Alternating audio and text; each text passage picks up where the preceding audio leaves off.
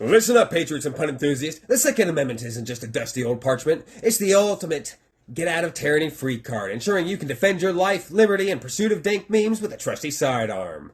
The right to keep and bear arms is like having a Swiss Army knife for freedom. Versatile, essential, and way cooler than a fidget spinner. Recent wins in Florida carry laws, magazine ban battles, and Second Amendment court victories prove that the right to pack heat is alive, kicking, and funnier than a politician trying to define assault weapon. So grab your popcorn and maybe a holster, because here's why gun rights are the cat's pajamas. Picture this, you're in Florida, land of alligators and questionable life choices, where concealed carry used to mean jumping through more hoops than a circus poodle. As of July 2023, Florida said, screw it, permitless carry for all, letting any law-abiding adult over 21 strap on a Glock without a DMV-style nightmare of fees and classes. And you know it?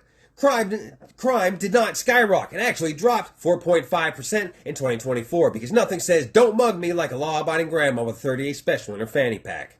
Then in September 2025, Florida's First District Court of Appeals yeeted the 1987 open carry ban into the swamp, effective this week, letting you strut your Ruger like it's a fashion statement.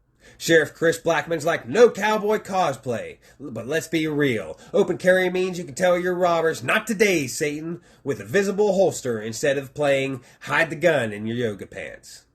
Now let's talk magazine bans, or as I like to call them, the government's attempts to make your AR-15 diet. States like California and New Jersey think capping mags at 10 rounds stops crime, but it's like telling your chef that they can only use a teaspoon of salt. Good luck seasoning that steak. These bans just nerf your self-defense game, forcing you to reload while the bad guy is auditioning for Grand Theft Auto in real life. But the gun rights crew's fighting back like caffeinated lawyers on Red Bull. In July 2024, an Illinois court gave a partial middle finger to their assault weapon ban, and while the mag limit held, it's wobbling like a Jenga tower. By September 2025, the DOJ jumped into a New Jersey case arguing that magazines are as Second Amendment protected as your right to eat lead at range.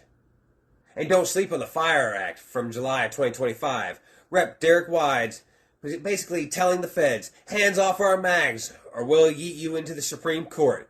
With courts nationwide shredding bans left and right, it's clear you don't mess with America's ammo stash. The cherry on this Freedom Sunday, the Supreme Court's been dropping truth bombs like it's a comedy roast. In 2025, Estados Unidos versus Smith-Wesson saw justice. Elena Kagan. Yes, Kagan slapped down Mexico's attempt to sue U.S. gun makers for cartel shenanigans, saying, nice try, but you can't blame Smith and Wesson for Pablo Escobar's bad vibes.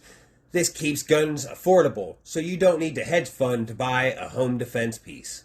Add Garland and Cargill nuking the bump stock ban, and it's like SCOTUS is saying, ATF, sit down, you're not the boss of us. Here's the punchline. Gun rights aren't just about blasting cans at the range, though that's the peak fun. They're about telling the universe, I'm the main character in my safety story. Florida's open carry glow-up magazine ban smacks down. And SCOTUS flexing means you can protect your castle without begging for permission. As studies show, armed citizens stop crimes 34 times more than guns enable them. Sorry, Karen, your gun-free zone sign ain't scaring anybody. So keep your powder dry, your mags loaded, and your sense of humor locked and loaded. The Second Amendment's got your back, and it's laughing all the way to the range.